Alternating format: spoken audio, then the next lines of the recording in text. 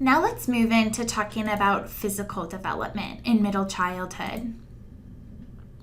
Physical growth during the elementary school years continues at a pretty steady pace that's been established during the preschool years. So most children gain about 8 pounds and 2 to 3 inches every year. Boys and girls are about the same size for most of the elementary school years, but girls are much more likely than boys to enter puberty towards the end of this period.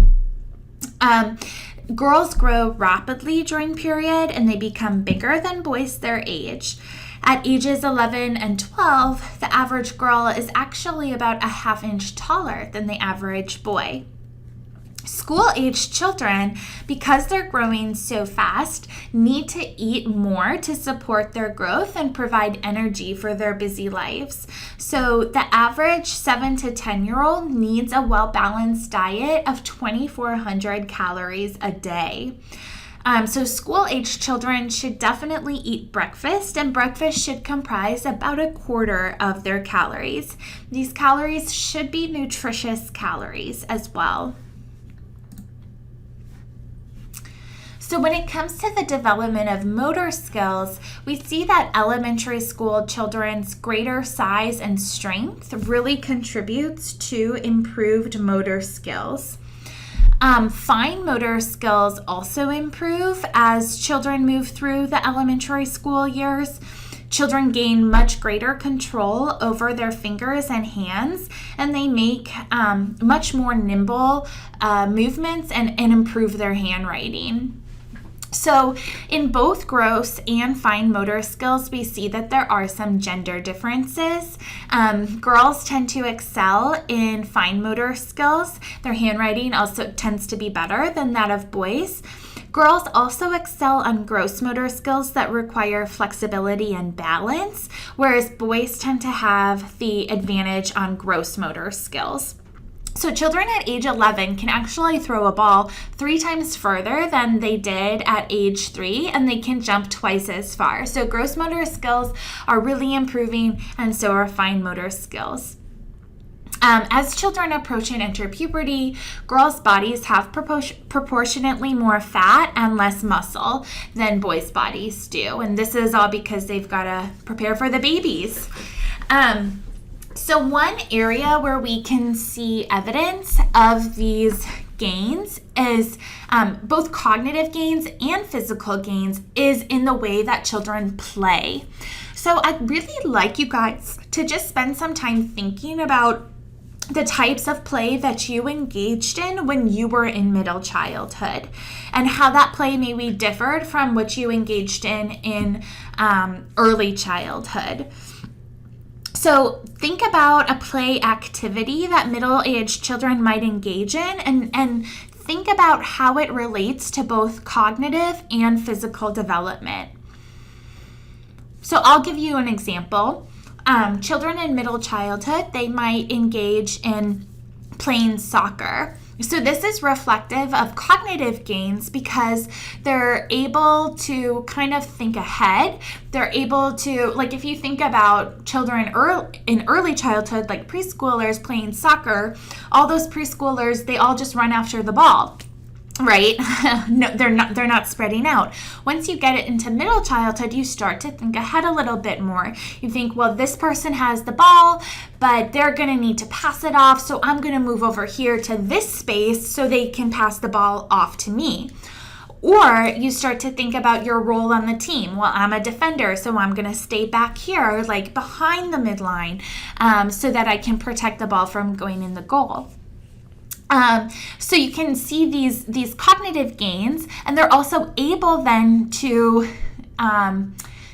they're able to take advantage of where they need to go and what they need to do better because they're physically faster and stronger. So their physical gains are really paralleling a lot of those cognitive gains. They're able to engage in more cooperative play. They're able to settle on rules and abide by those rules. We can see that they've made huge gains in perspective taking. So they're able to think not just about their own role in the game, but also other people's roles and the likely actions of those other people as well. So another comment about play, we see that in many cultures, there's a form of friendly chasing and play fighting, and this is rough and tumble play. This emerges in the preschool years and it peaks in middle childhood. So rough and tumble play is going to be more common among boys. It really actually resembles the social behavior of many other young mammals and provides a safe context for children to assess really the strength of their peers. So as children reach puberty, you see that there are individual differences in strength, and those become more apparent. And so we see that rough and tumble play actually declines. So we see that children are, they're showing impressive physical gains. So being physically active, it promotes the growth of muscles and bone and promotes cardiovascular health and can help establish a lifelong pattern of exercise. We'll see that exercise is really important throughout the lifespan.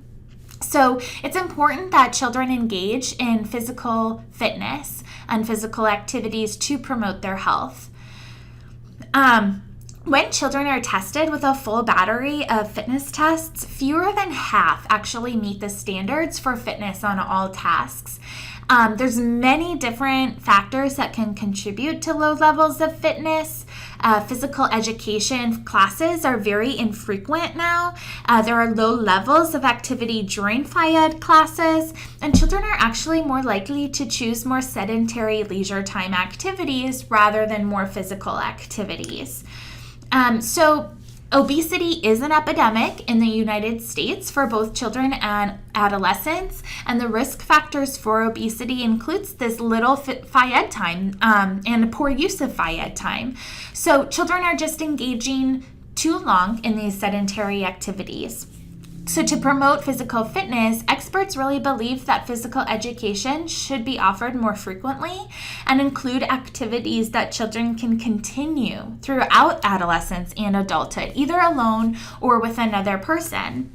And this is part of the reason, too, why I've seen in many different parenting groups, like mom groups on Facebook, parents get very upset, and I really don't blame them when children are as a punishment forced to stay in from recess, because they're not able then to get out that energy and to engage in that physical activity. So one way that children can engage in physical activity is through participation in sports. For most children, joining community athletic teams is associated with increased self-esteem and social skills. Among shyer children, sports participation seems to foster self-confidence, and we also see that there's a decline in social anxiety. So being involved in sports can really help children learn initiative. Children playing sports, they can use their cognitive skills also to devise new game strategies.